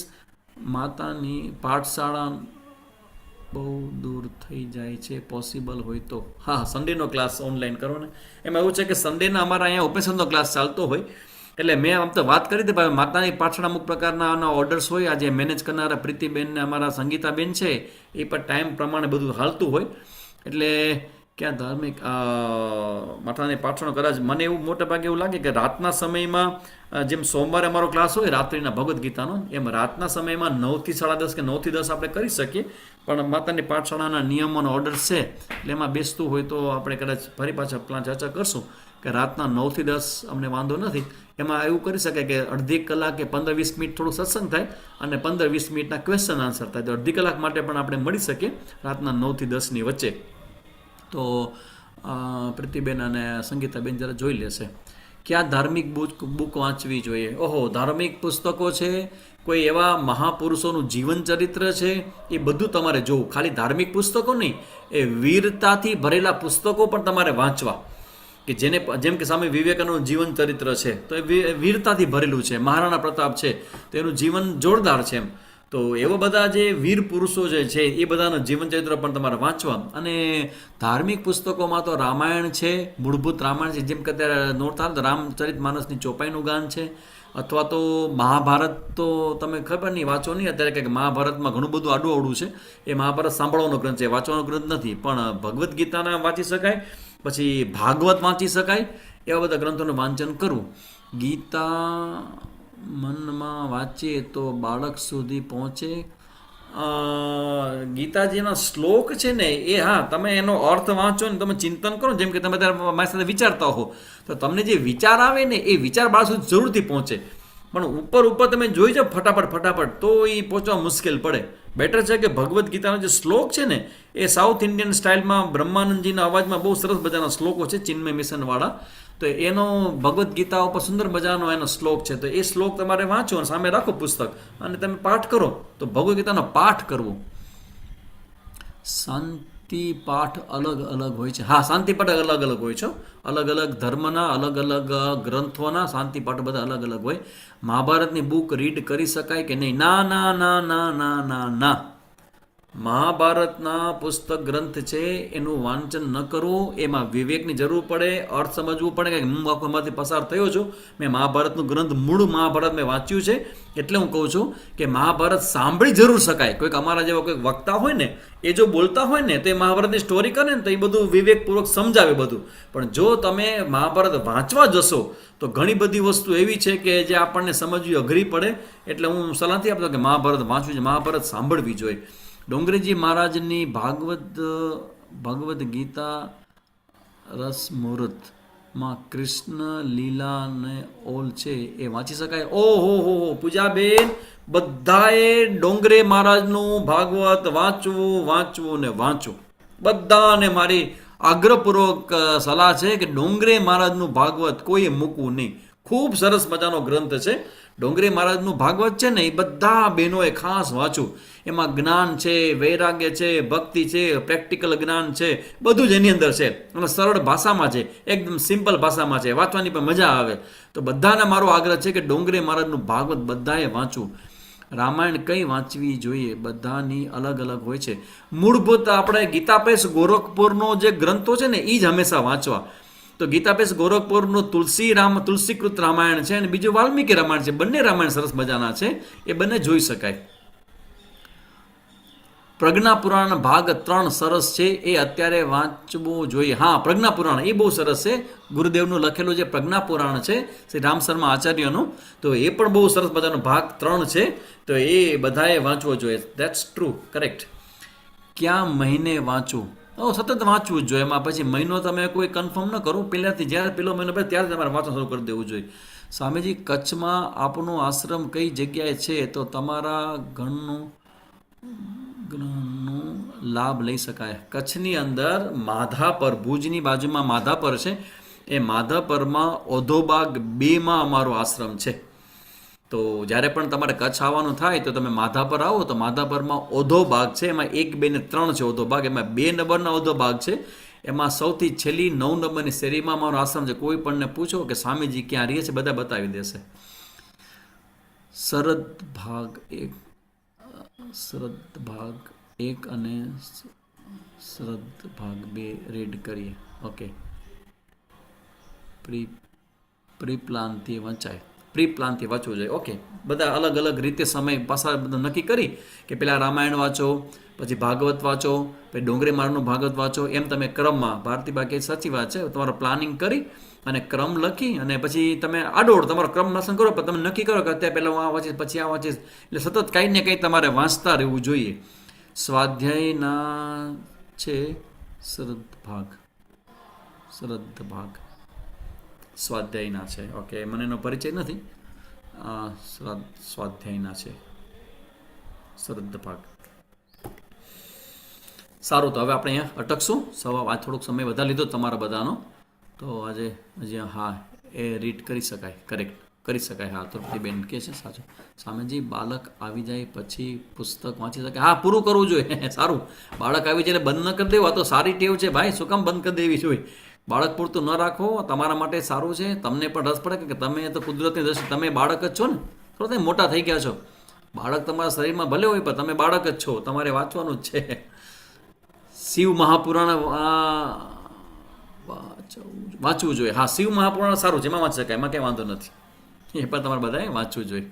હવે અટકીએ આપણે અને ફરી પાછા આવતીકાલે આપણે ચોથા અધ્યાયના અમુક પોઈન્ટ જોઈ અને 5મા અધ્યાયમાં આપણે આવતીકાલે પ્રવેશ કરશું. બપોરના 4 વાગે મળશું. ઓમ તત્સત. ખૂબ ખૂબ ધન્યવાદ સ્વામીજી, આપણને કિંમતી સમય એમણે આપ્યો અને આપણને અમૃત જ્ઞાન પીરસ્યું. હવે આપણે પાઠ કરીશું. આવતીકાલે 4 વાગે સમયસર જોડાઈ જઈશું.